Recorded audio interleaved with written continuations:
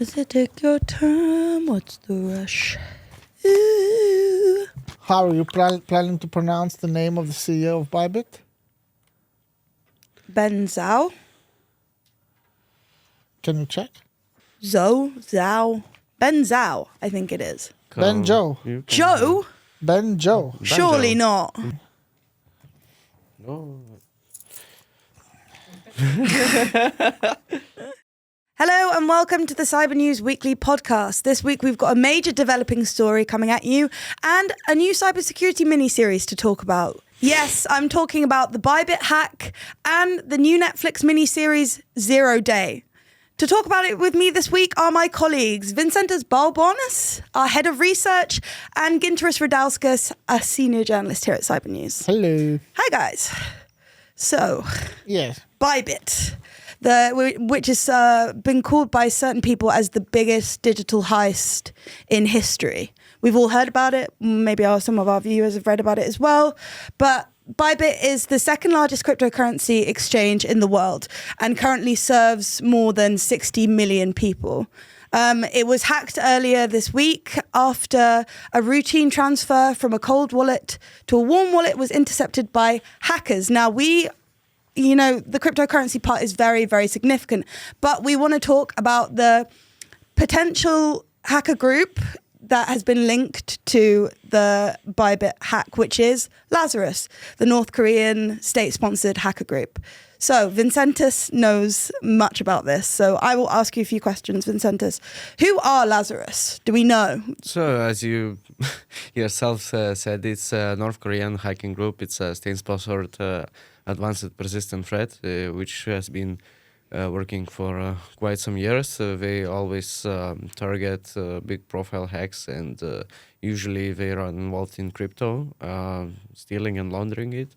They're known to use mixtures for that, and they're known to finally divulge those funds for a North Korean government for quite a lot of scary purposes, like the nuclear war and stuff like that. Yeah. Okay, so that would be my other question. Why would they target?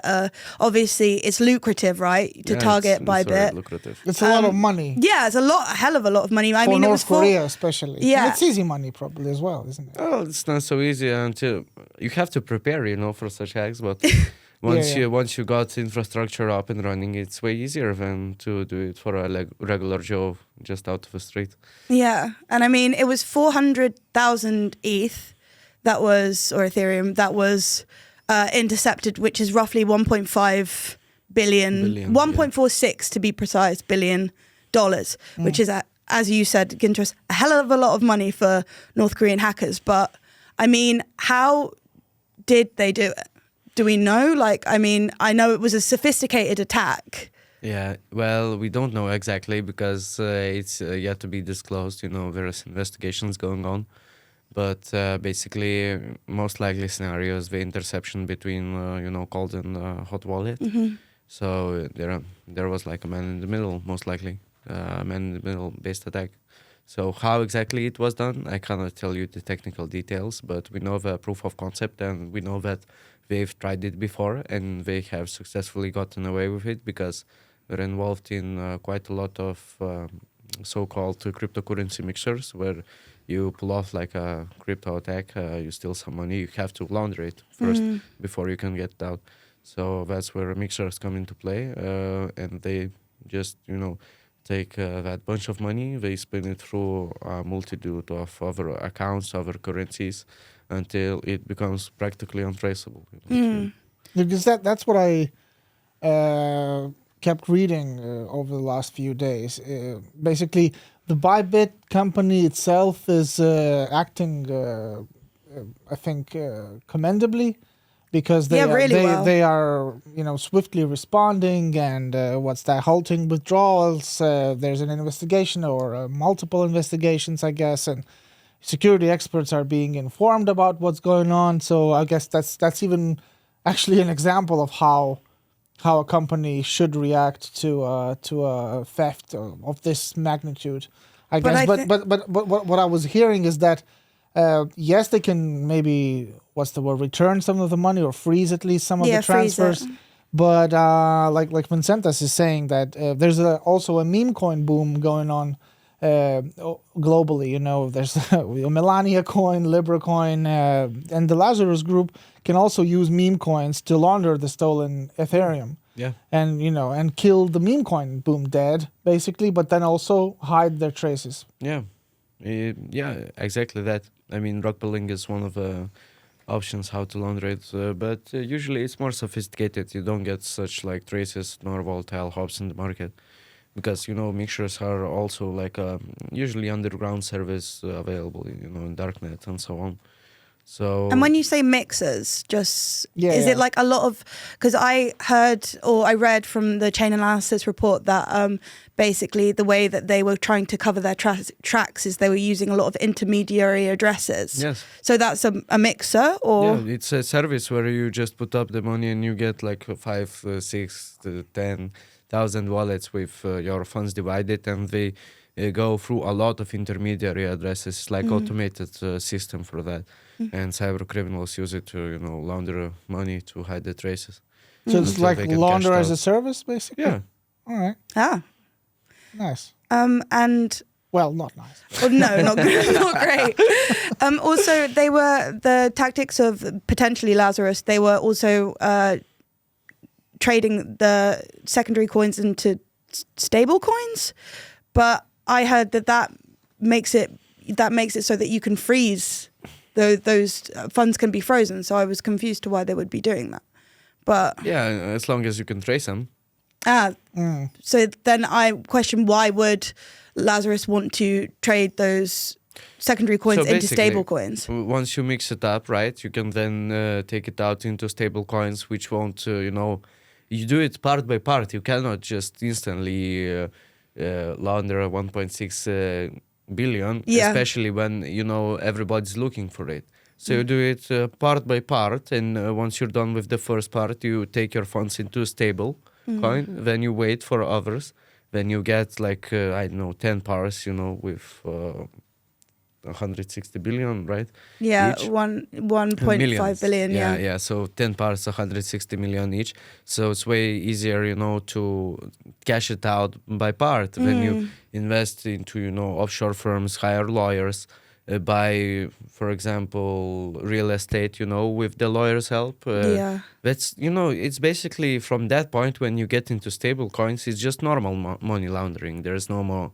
It's like you've hacker. cleaned your money, basically. No, not yet. But then when you have stable coins, you can then get the stable currencies from the stable coins. Then you can invest in real estate. You can hire a lawyer, which doesn't have to answer to any other bank questions, because it's a real estate transaction. Nobody's, there's a client-lawyer privilege there. So nobody's questioning where you're getting your money from. Yeah. So it becomes normal money laundering, which is done not in the crypto sphere. So up until you have stable coins, it's more sophisticated money laundering, because you have to use mixtures, you have to use specific strategies that are involved when you're stealing Bitcoin, Ethereum, or any other cryptocurrency. And until you get to a certain point, when you're in a certain point, it just becomes normal money laundering. Okay, but yeah. Okay, so you mentioned before that Lazarus Group has done it before successfully as well. Just not on this Scale, not on right? this scale, Of course, but explain to me, like I'm stupid, which I probably am in this regard. Thank you. But how does this money laundering process, complex as it is, reach the coffers, let's say, of the North Korean state? Well, basically, is there a way to tell, like, how does this work step by step for when you get the real idiot, estate, please? Yeah, so it's basically, okay, so you have like stolen money, you divide it into some wallets, then you mix it up, then you get out into, like, through intermediate addresses, you get into stable coins you can hold, they won't drop in value, right? Once it's right time, As you in can cash stable it coin, out. please explain to me again. USDT, USDC, something like that's tied to a real currency in the world, Okay. which is more stable, which has like a backup, But it's still digital. Yeah, it's still digital. Okay. But that you can easily cash out in huge quantities, because It's related. You won't do a rug pull when you're cashing out if you have like a big stake in there. Okay, but Because you're the cashing biggest it stake out, is- yeah. like wherever there's a machine to cash it out. Yeah, for But example. there's no machines in North Korea, right? Yeah, but you don't have to because they have like a lot of agents in Yeah. foreign. But then the entities. transfer, And they don't cash it out like that. You don't cash it out like 160 million in a Bitcoin of course, You do it in machine. bits, of course, yeah. of course. You not even that. You buy real estate. Then you sell real estate, and then you get clean money. Actual for, money, for yeah. selling real estate. Okay. That's But it. but then, where in this chain of steps does usually the North Korean involvement get, or the trace of the money gets lost? Oh, it's usually in the mixture stage because Yeah. there's intermediate wallet addresses which go through different exchanges. Some of those exchanges which are running like Bybit, but not as reputable ones, are actually involved in money laundering procedures because they get a cut from it. Yeah. They help you hide the traces by using accounts that they use for regular customers. You cannot, and it's every exchange is. Every exchange you do into or out of that intermediate wallet, the number of money gets changed. So it's not as easy to trace it because there's no more footprints, no more fingerprints of a transaction. Main fingerprint of a transaction when you like steal 100 million is that 100 million. You know the number. So if you see that it got transferred to another wallet where you didn't expect, then the wallet had already 500 million. You're waiting for 100 million transaction from it to understand where your money is going. If it's got divided, if it's in 10 or 100 or 1,000 intermediate addresses, and the numbers are constantly changing, and they're going into exchange, out of exchange, into exchange, out of exchange, how are you going to Gets mixed up, hence Yeah, it's the mixture. name, yeah. And I'm also wondering, in terms of like a potential scale, like, or scope of how this, has happened, how long would an operation like this take? Do we know, or is it, just a guesstimate? It's hard to say because it involves like a lot of factors, and of course, to prepare for it, you have to be involved in it a lot. Lazarus isn't like a new group, honestly, and they have done quite a lot of hacks, and they've been involved in the crypto hacks before. And the thing is, like what I learned in university, around 9 out of 10 hacks don't even get to public. Like people, exchanges, big businesses try to cover it up because of a reputational thing. And because they know that most likely they ain't gonna get the money back. Like I don't really believe that they're gonna get anything back in this case too, unless they catch another exchange involved in laundering the money by hand. Then maybe it's possible. There's been some cases where stolen Bitcoin or any other cryptocurrency gets actually back to the owner of it, but usually only part of it. Because they claim that they've frozen about 46 million at the moment. So, but compared But to that- 1.6 But compared to billion, 1.5 billion, that is nothing. that's the like- thing. But 0.3% basically, or something like that. Yeah, Okay, yeah. a bit more, but so in other words, one could say that this is the largest publicly known crypto theft, Yeah. Yeah. because there might have been, and surely it's an educated guess to say that there have been larger probably. thefts, but nobody needed to know about it. Yeah, so to probably. Speak, yeah? I mean, it's very likely. Then interesting that they would come out so publicly, because Ben Zhou has been so public about this hack. Maybe insurance. Yeah, that was my next question. Is it even What do you possible mean? to insure that kind Yes, of money? of course. Everything is So you have to insurable. monitor your steps so that you can show that you're not doing anything suspicious. Yeah, it's not insurance fraud, but it's actually been stolen. Wow. Exactly. Yeah. So Oh, okay. so insurance will pay the damages then? Do you think? Oh, I don't know. I'm not in insurance. I depend on them. But I sure think that if they got insurance, now they're doing everything, so they would get paid, at least something. Okay, so but that also must mean that crypto is now considered to be an industry that's insurable. Yeah. Because I would imagine a couple or a few years ago, Maybe 10 nobody it wasn't. would No, I'm not going to insure you that. 10 years ago it wasn't. 5 probably it already was, because it started to get tied to real currencies. So when there's stable coins, you can actually have a backup to say where that money is from. Because what's the problem with classical coins, crypto coins that don't have a backup? You can lose all the value in one day. If somebody is rug pulling you, taking a lot of liquidity from the market, the coin drops in value. So it's basically, it's holding on thin air, on nothing. Yeah. So when they're stable coins, it's actually backed up by some currency, by some country, But, okay, so it might have been the biggest heist or not, but still the whole, let's say, incident, what does it say maybe to you, and what do you think it says to the larger public about crypto and trusting crypto? Because it's quite sad. It's quite sad because I've been reading opinions on Reddit and everywhere. Like, people are saying, okay, even crypto users who know their ins and outs of the whole thing, and they know how not to suffer and all, but this is the guys, like Bybit is the guy whose whole business is crypto, and they just lost $1.5 billion.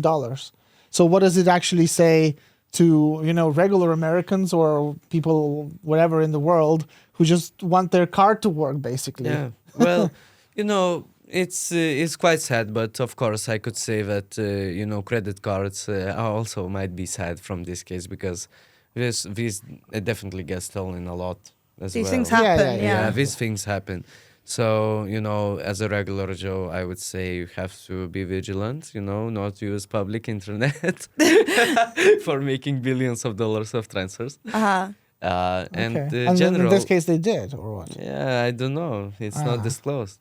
Okay. I don't think so. I think there was probably a sophisticated actor within their systems or their network, which was acting as a man in the middle, waiting for a right transaction to happen, and then just divulged it to somewhere else. Chain Analysis said that there was a lot of social engineering that went into it in the beginning, that they to get a hold into because it was a network. multi-sig wallet or something like that, which means that lots of people have to sign off on the transaction before it goes out, which is one of the most secure ways of doing crypto. Crypto. And I've heard they just made the malicious transaction look like an authentic one, very, very professionally. So it's a good social engineering example. And then, like Vincenta said, probably a man in the middle dealing with everything else. Yeah. Or a woman.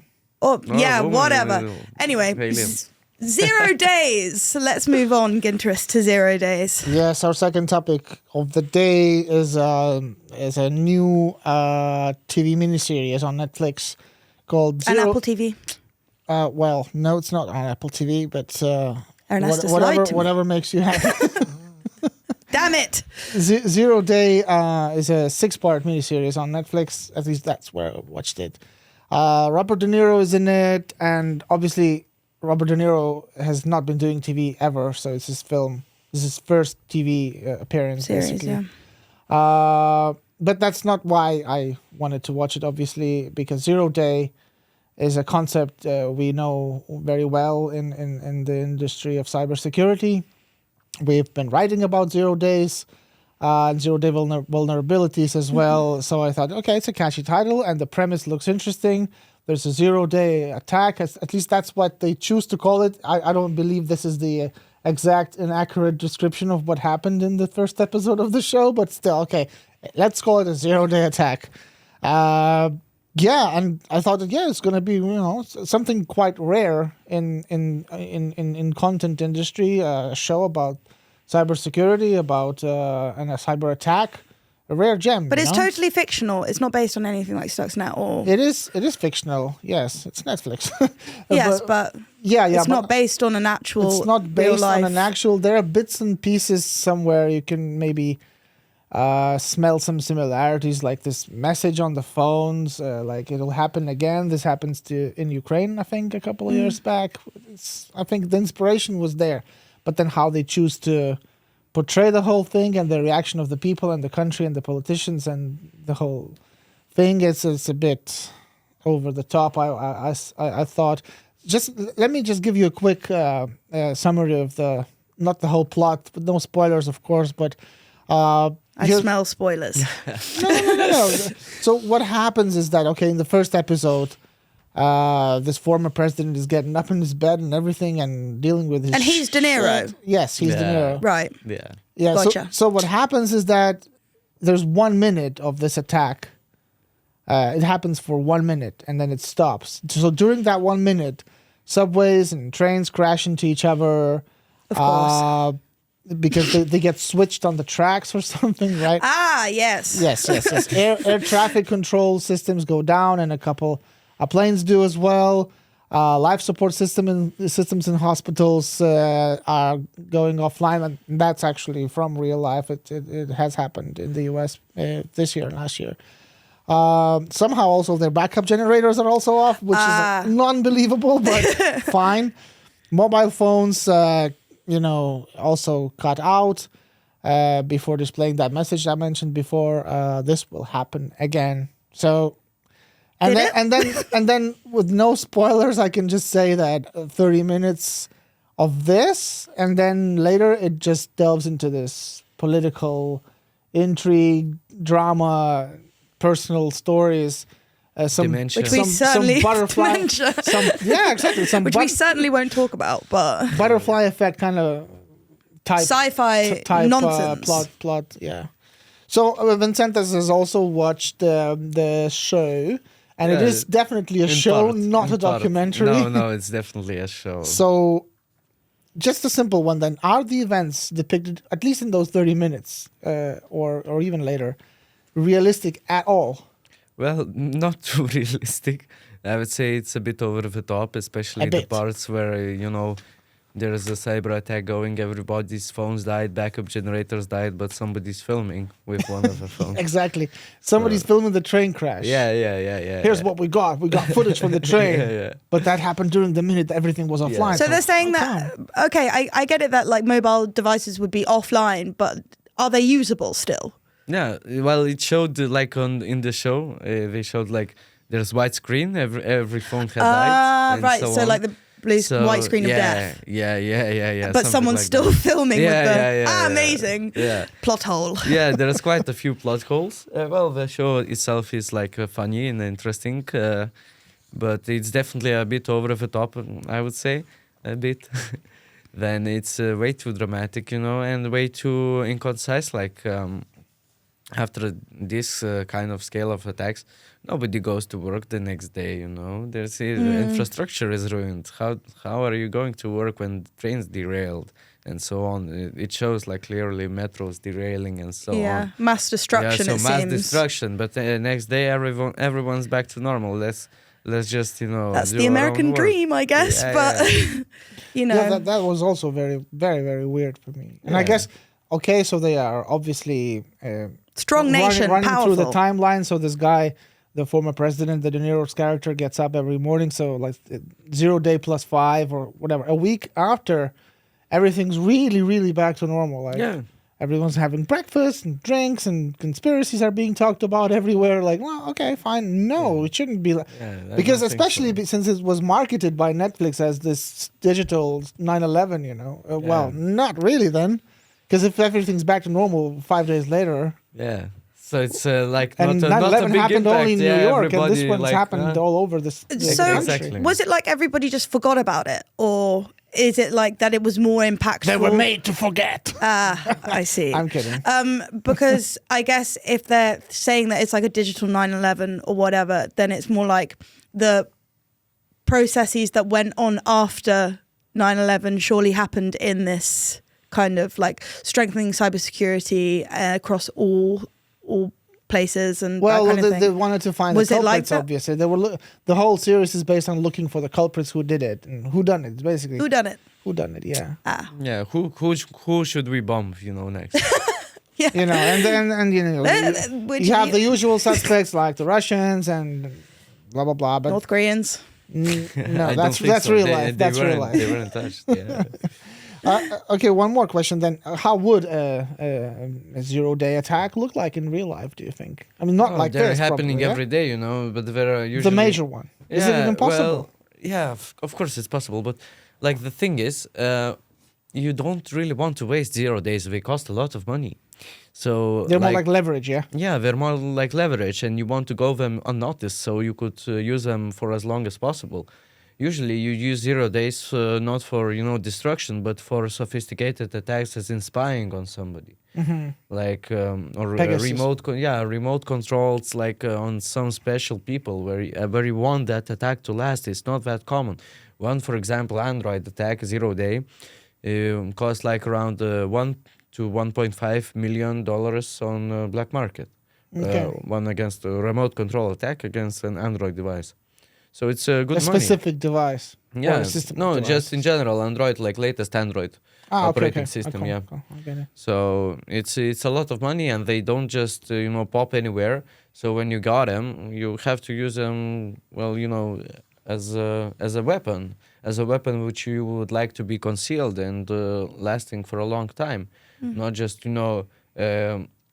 shoot it like that. Also, like discrepancies is that 0 days are usually vulnerabilities, exploited vulnerabilities, which are against specific infrastructure. In this case, you would have to use a multitude of attacks to reach so many devices, because they're powered by different things, not just Linux.